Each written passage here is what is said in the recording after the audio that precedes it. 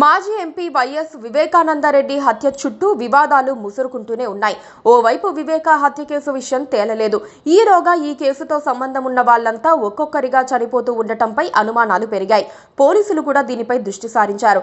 తాజాగా వాచ్మెన్ రంగన్న భార్య ఇచ్చిన ఫిర్యాదు మేరకు పోలీసులు కేసు నమోదు చేశారు. వివేకా కేసులో వరుసగా సాక్షులు చనిపోవటంపై ఏపీ ప్రభుత్వం సీరియస్ గా ఉంది. రంగన్నకు రీపోస్ట్ మార్టం నిర్వహించిన తర్వాత అనుమానాస్పద పరిస్థితులు ఉండటంతో వెంటనే ప్రత్యేక దర్యాప్తు బృందాన్ని నియమించాలని డిసైడ్ అయ్యారు. ఇప్పటి వరకు వివేకా హత్య కేసులో అత్యంత కీలకమైన సాక్షులు 6 చనిపోయారు. వైసీపీ హయాంలోనే 4 చనిపోయారు. ఈ ప్రభుత్వం వచ్చాక 2 చనిపోయారు. అందరూ అనారోగ్య కారణాలతోనే అనుమానాస్పదంగా చనిపోతున్నారు. చనిపోయిన వారిలో చాలా మందికి సరైన ఆరోగ్య సమస్యలు కూడా లేవు. హఠాత్తుగా అనారోగ్యం పాలై చనిపోతున్నారు. ఈ క్రమంలో వీటిని అనుమానాస్పద మరణాలుగా భావించి గుట్టేమిటో బయట పెట్టాలనుకుంటున్నారు.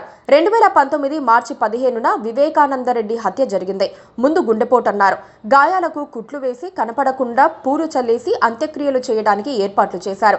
కానీ తర్వాత హత్య అని ఒప్పుకోవాల్సి వచ్చింది.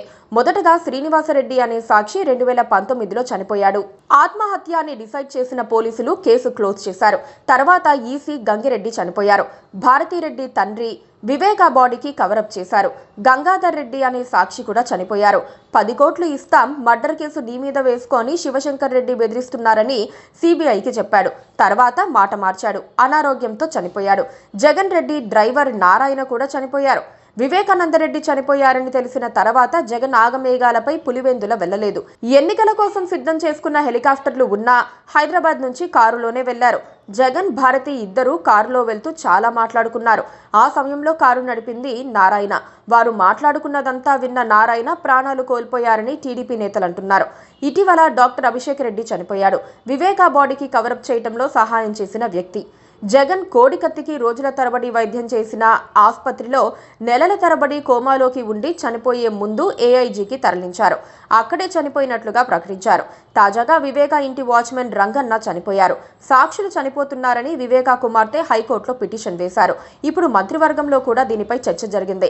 సాక్షుల మరణాల విషయంలో ఏం జరిగిందో ఆరా తీస్తే వివేకా హత్య కేసులోని కీలక విషయాలు కూడా వెలుగులోకి వస్తాయని అంచనా వేస్తున్నారు. అందుకే ఈ కేసులో ఏం జరుగుతుందా అని ఎదురు చూస్తున్నారు. Please subscribe to KTV Telugu. KTV Telugu. KTV Telugu. KTV Telugu channel.